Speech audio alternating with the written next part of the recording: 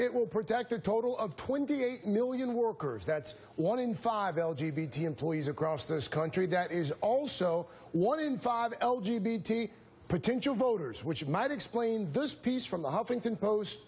Congressional Republicans go silent. Ryan Grimm is the Washington bureau chief for the Huffington Post, also an MSNBC contributor, and Karen Finney, an MSNBC political analyst and former DNC communications director. Karen, politically, why now, and what does this mean to his base? Well, why now? I mean, obviously there's the political angle, but this is something, I think, in fairness to the LGBT community that they have been working on the president on for some time. Particularly, remember when he made the announcement about federal contractors and minimum wage workers. I think that, both the LGBT community and the Latino community and a lot of people are looking to him to use executive order and his powers to sort of move some of these issues forward.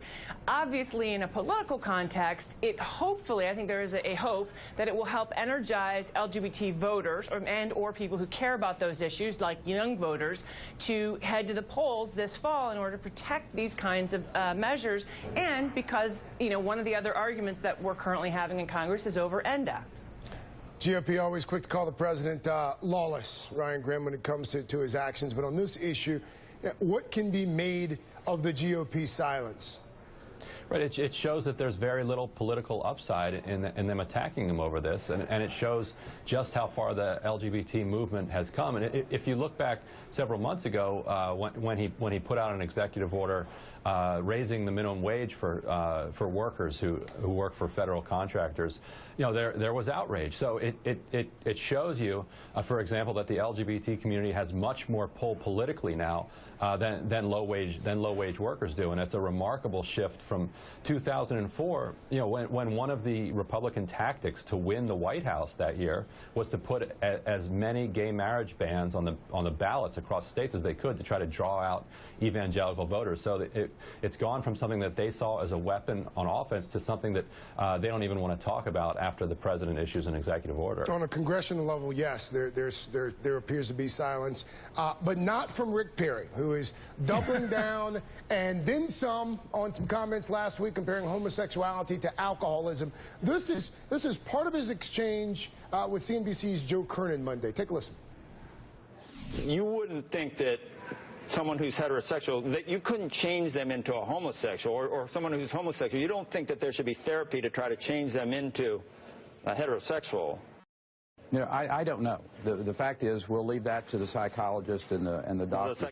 I don't necessarily condone that lifestyle. I don't condemn it either. We're all children of God. So what's happening here, Karen Finney? What is that?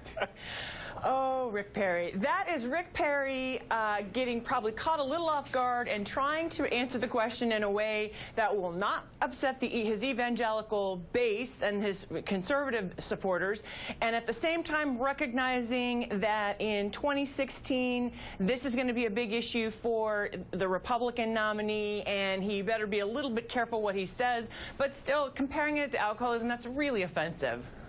Looking ahead to 2016, Hillary Clinton, of course, continuing her book tour. The RNC is out with a couple of new ads. These Stop Hillary ads featuring someone dressed up as a squirrel and taking aim at that dead broke comment that she made. It's a sort of a Sports Center-esque feel to the ad. Pretty clever ad, actually. What impact, Ryan Grimm, what impact, if any, do you think these ads might have early in the process? It'll have an impact on the RNC's ability to raise money. I mean, they know, and they've known for 20 years that all they have to do is mention one of the Clintons in a mailer or in some type of ad, and they're going to raise money from people who absolutely despise the Clintons. So, this shows that, that they're looking forward to, another couple years of raising money off of Hillary Clinton. And, she's a little bit rusty now. She would love to take back that comment, even though it was technically true that she was dead broke. Right? Yeah, she'd love to take that back, but every little slip they're gonna pile on, and the cash is gonna come pouring in for them. Karen, what say you to that? I mean, at first, how do you think that the book tour has just in general, and do you think that the dead broke comment, I mean, was that the worst headline so far?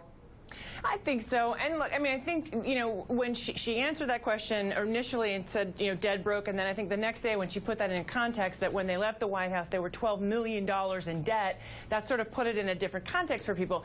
Still, it was not my favorite comment, and I think she would probably agree with that. And so, but in general, I think the book tour has gone very well. Yeah. And I mean, to some degree, it was overshadowed in the national sphere by what happened with Eric Cantor last week. But remember, her goal is really to focus on the local level and these visits that she's doing in different parts of the country. And there, I think it's gone very well. All right, Karen Finney, Ryan Grimm, a big thanks to both of you. Thank you. The town motto.